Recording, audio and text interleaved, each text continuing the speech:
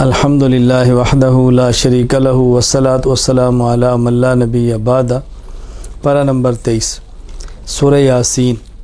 اس صورت کو شروع ہی یاسین کسی ہے، یاسین والقرآن الحکیم، حروف مقطعات میں سے ہے۔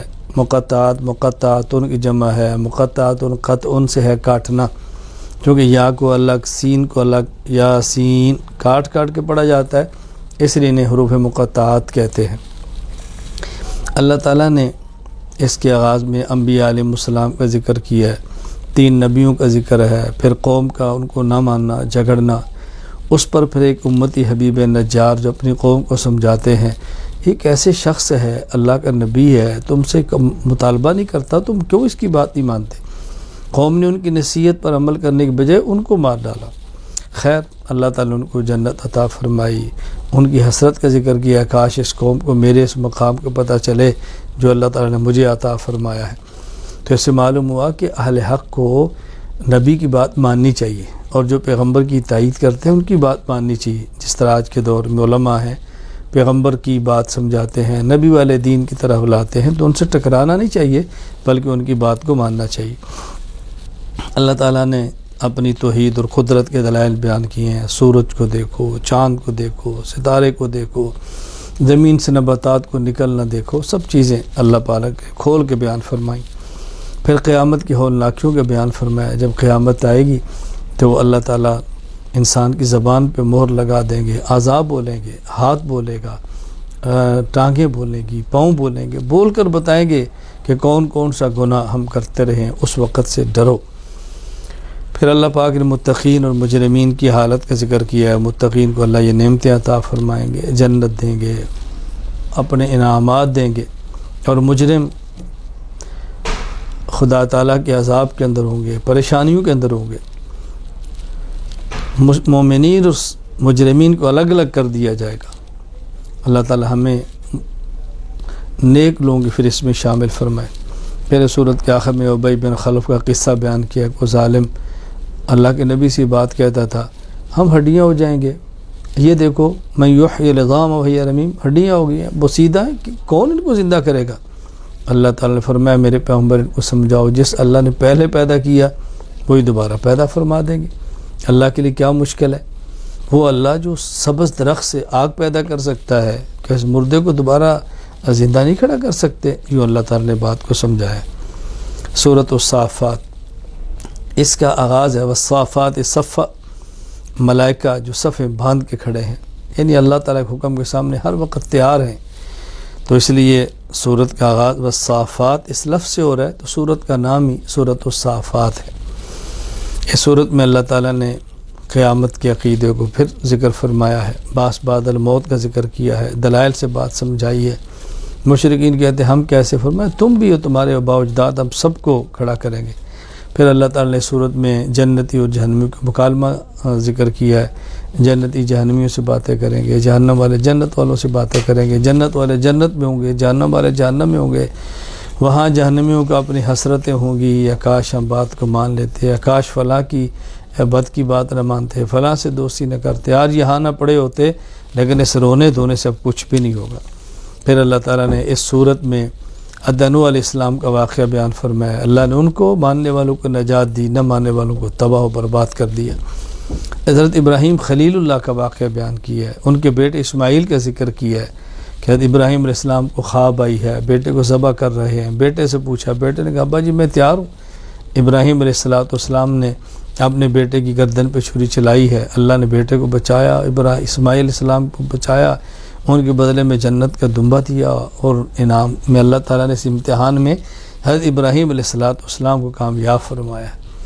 اللہ اکبر۔ فرمایا ہمارا مقصد تو بیٹے کو ذبح کرانا نہیں تھا، امتحان تھا۔ امتحان کا ہمارا یہ نہیں کہ اللہ کے علم میں نہیں، اللہ امتحان لے کر امت کو بتانا چاہتے، میں نے جن کو اپنا خلیل بنایا، دیکھو میں جانتا ہوں اس قابل ہے کہ اس کو خلیل بنایا جائے، ہمارے ہر حکم پہ کیسے جان دیتے ہیں۔ خود کو میدان جہاد میں پیش کرنا آسان ہے، بیٹے کو ذبح کر دینا اس سے زیادہ مشکل ہے، اور ہمارے ابراہیم نے اس کو بھی کر کے دکھایا۔ حضرت موسیٰ علیہ السلام کا ذکر فرمایا، حضرت ہارون کا کیا ہے لیکن اختصار سے۔ حضرت الیاس کا ذکر کیا ہے، الیاسین مستقل نبی ہے، حضرت الیاس کا نام ہی الیاسین۔ حضرت لوط علیہ السلام کا ذکر فرمایا، پھر یہ حضرت یونس علیہ السلام کا ذکر فرمایا۔ یونس علیہ السلام مچھلی کے پیٹ میں ہیں، تسبیح پڑی ہے، پھر مچھلی کے پیٹ سے نکلے ہیں اور کدو کی بیر کے نیچے ٹھہرے ہیں، اللہ نے وہاں انتظام فرمایا ان کے رہن سہن کا۔ حضرت یونس علیہ السلام یہ تسبیح نہ پڑھتے تو قیامت تک اس میں پڑے رہتے۔ ہمیں اس عبرت حاصل کرنی چاہیے، تسبیحات کا اہتمام کریں، استغفار کا اہتمام کریں، اللہ کی عظمت کے قائل ہوں۔ ہمیں یہ بات سمجھائی اللہ پاک نے نبیوں کے قصے اور واقعات کو بیان فرما۔ سورۃ صاد والقرآن ذی ذکر، کیونکہ سورت کے شروع میں حروف مقطعات میں سے ایک حرف صاد ہے، اس لیے سورت کا نام ہی سورہ صاد ہے۔ یہاں اللہ تعالیٰ نے مشرکین کی سرکشی کا ذکر کیا، مشرکین کی تکذیب بیان کی ہے۔ مشرکین کہتے تھے ہمارے پاس نبی بھیجتے ہیں تو انسانوں کیوں بھیجتے ہیں، کسی فرشتے کو بھیجیں؟ تم جب انسان ہو تو نبی انسان ہی آئے گا، انسان کی ضرورتیں انسان زیادہ سمجھتا ہے۔ تو اللہ تعالیٰ نبیوں کے واقعات بیان فرماتے ہیں اور مشرکین کی تردید فرما رہے ہیں۔ داؤد علیہ السلام کا ذکر کیا ہے، داؤد علیہ السلام کو اللہ نے خلافت دی ہے، نبوت کے منصب پر فائز ہے، ان پر بھی امتحان آئے لیکن امتحان میں کامیاب ہوئے۔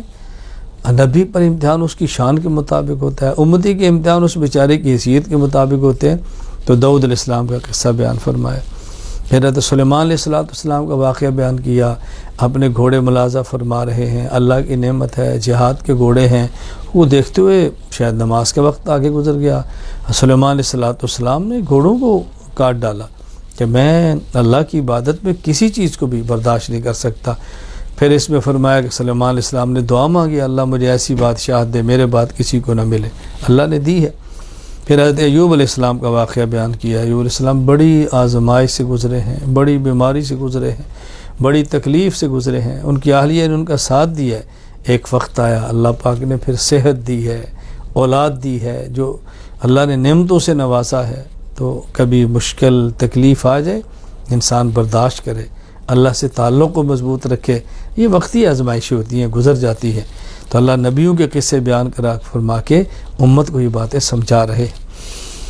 اللہ اکبر۔ پھر آگے بیان فرمایا کہ دیکھو پیغمبر کے ذمہ کام سمجھانا ہے، منوانا نہیں ہے۔ انما انا منذر، منوانا نہیں ہے، سمجھانا ہے۔ نبی کہہ رہے میں تم سے پیسے نہیں مانگتا، اجرت نہیں مانگتا، میں مشرکین سے کوئی چیزیں نہیں مانگتا۔ ہاں یا یہ مسئلہ یاد رکھیں، اہل علم متقی اور علماء اپنوں سے کوئی چیز لیں یہ الگ چیز ہے، اور غیر سے لیں الگ چیز ہے۔ پیغمبر کفار سے فرماتے تھے کہ میں تم سے کسی چیز کا مطالبہ نہیں کرتا۔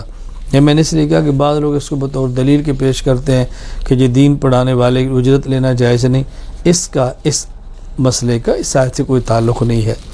پیغمبر غیروں کو کہہ رہا ہے، اور آج بھی دین کا کام کرنے والے غیروں سے تو کبھی بھی نہیں کہتے کہ ہمیں کوئی چیز دے دو۔ اللہ تعالیٰ دین سمجھنے کی توفیق عطا فرمائے۔ سورۃ الزمر، اس کے آغاز میں اللہ تعالیٰ نے عقیدہ توحید کو بیان فرمایا ہے اور اس پر دلائل بیان فرمائے۔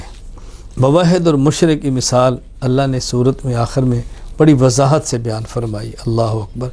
فرمایا مشرک اس غلام کی طرح ہے جس کے آقا کئی ہوں، اور مومن موحد اس غلام کی طرح جس کا مالک صرف ایک ہو۔